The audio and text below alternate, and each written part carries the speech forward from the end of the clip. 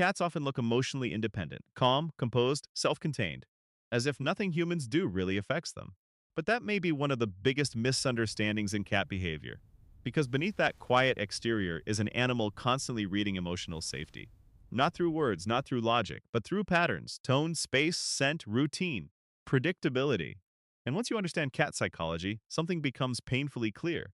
Many of the small things humans do every day without bad intentions can slowly damage a cat's sense of trust.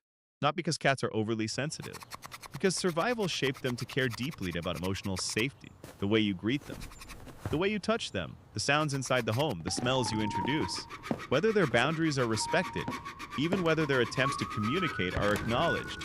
And the heartbreaking part, most loving cat owners never realize they're doing any harm at all. Because these aren't cruel actions, they're normal human habits. But cats don't experience the world the way humans do. And when we misunderstand that difference, relationships quietly suffer. So in this felunee cat documentary, we're exploring 9 everyday things that may be hurting your cat emotionally and what your cat may actually be trying to tell you instead. Because once you understand these silent signals, you may never interact with your cat the same way again. Before we begin, tell me in the comments, what's one thing your cat absolutely hates that took you way too long to figure out? 1. Ignoring your cat. When you come home to humans, coming home can feel routine. Keys down, shoes off, phone check, straight to the kitchen. But to your cat, that moment may matter much more. Because emotionally bonded cats notice reunions, not always dramatically, not like dogs, but often quietly, watching from across the room, walking near your legs, a small chirp, a slow blink, a subtle greeting. And when those signals are repeatedly ignored, some cats may interpret that as emotional distance. Because understanding cats means recognizing that connection often looks subtle. Your cat may not leap into your arms, but that doesn't mean they don't care. Many cats create reunion rituals, waiting near the door, following you room to room, checking your scent, observing you. Those moments matter. A brief greeting, a calm touch, a soft hello. Even a few seconds of acknowledgement can reinforce emotional security. Because trust is built in repetition, and being repeatedly overlooked can quietly weaken that trust. 2. Ignoring their hunting instinct. Even the laziest indoor cat still carries ancient hunting wiring. That instinct never disappeared. It simply changed environments. Movement still triggers focus. Stalking still activates the brain. Chasing still matters psychologically. This is why play is not optional enrichment. It's emotional regulation. But many humans accidentally frustrate this system. The classic example, laser pointers with no satisfying conclusion. The cat chases, focus intensifies, adrenaline rises. The hunt builds, but nothing is ever physically caught. No completion, no success, no closure. Repeated frustration like that can create agitation in some cats. Because healthy hunting behavior follows a cycle. Stalk, chase, capture, reward. Without completion, tension lingers. That doesn't mean laser play is automatically harmful. It means it should end thoughtfully. A toy they can physically catch, a treat, a satisfying finish. Because fulfilled instincts create emotional balance. Unfinished instincts create stress. 3. Touching the wrong places. Humans often assume affection equals touching more. But cat psychology is more complicated. Cats have preferences, strong ones. And those preferences can change over time. One cat loves chin scratches. Another prefers cheek rubs. Another tolerates only brief backstrokes. And some areas feel especially sensitive. Belly, lower back, base of tail paws. Touching those areas without consent can instantly shift emotional tone. What felt calm becomes threatening. And the problem is not always obvious at first. A cat may tolerate discomfort before reacting. Tail twitching, muscle tension, ear movement, body stiffening, then suddenly, a swat, a bite, withdrawal. And humans often misunderstand this as moodiness, but it's usually communication. Cats don't dislike affection, they dislike unpredictable or unwanted touch. Respecting preferred contact zones builds trust, ignoring them damages it. 4. Not respecting their safe spaces. Every cat has emotional territory, a place where they decompress. Observe, hide, sleep deeply, feel protected, top shelf, underbed, closet corner, cat and tree perch. Window spot. These are not random hangouts, they are emotional safety zones. And when humans repeatedly invade those spaces, trust suffers. Picking them up while resting, pulling them from hiding spots, disturbing sleep, following them when they retreat. These actions send one dangerous message. Your boundaries are not safe here. That matters deeply. Because cats need control over retreat. A cat who cannot safely withdraw becomes emotionally less secure. And emotionally insecure cats often become more reactive, more withdrawn, less affectionate, more... Sometimes the most loving thing you can do is simply let your cat be left alone. Punishment damages trust faster than you think. This may be one of the most misunderstood parts of cat behavior.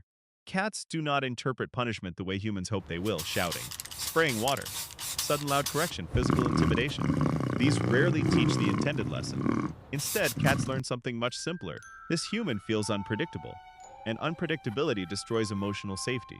Your cat doesn't connect delayed punishment with scratching the couch 20 minutes earlier.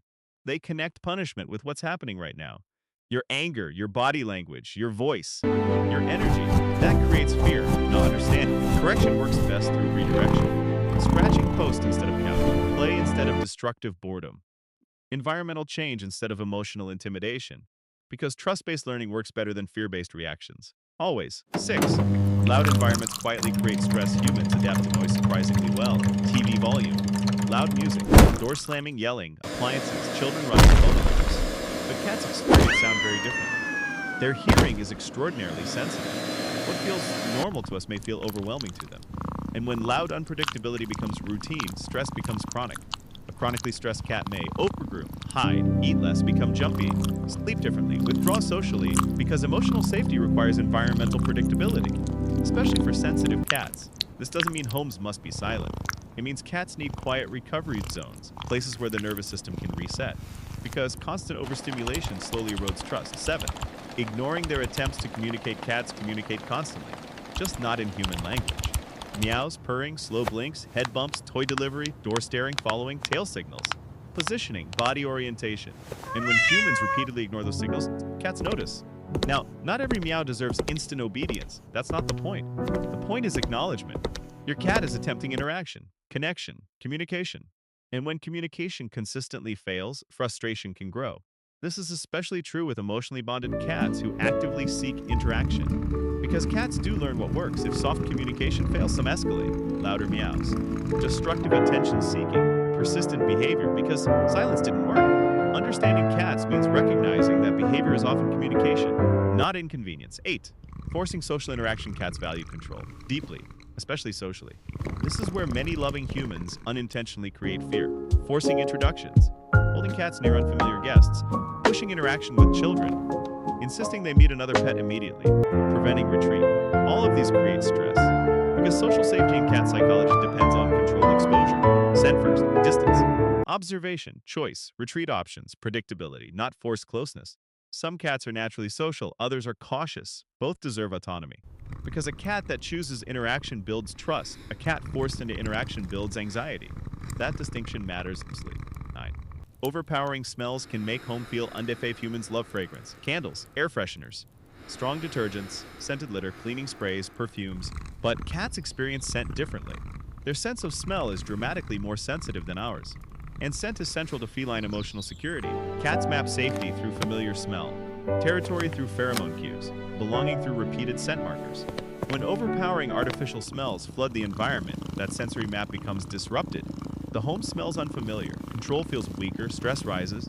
Some cats may even avoid litter boxes due to strong fragrance, not out of stubbornness, out of discomfort. What smells clean to humans may smell overwhelming to cats, and respecting that difference changes everything. If there's one truth understanding cats teaches us, it's this: emotional harm is not always loud. Sometimes it happens quietly, through misunderstanding, through routine, through habits that make perfect sense to humans but feel unsettling to cats. Ignoring greetings, forcing affection, punishing fear, disrupting safety, overwhelming the senses. None of these usually come from cruelty, they come from perspective differences. And once you understand that, your relationship changes. Because instead of asking, "Why is my cat acting weird?" you begin asking, "What does this experience feel like from my cat's perspective?" That question changes everything. Because emotionally secure cats don't just behave differently. They trust differently. They relax differently. They connect differently. And maybe the deepest lesson in cat psychology is this: love is not just what you intend. Love is what your cat actually experiences. That's powerful. So tonight, watch your cat differently. Notice where they retreat, how they greet you, what sounds make them tense, what touch they seek, what signals they repeat. Because your cat has been communicating this whole time, quietly. And if you love understanding cat behavior, cat psychology, emotional feline trust, and the hidden world of cats, subscribe to Felunee Cat. Because once you truly understand your cat, you never see them the same way again.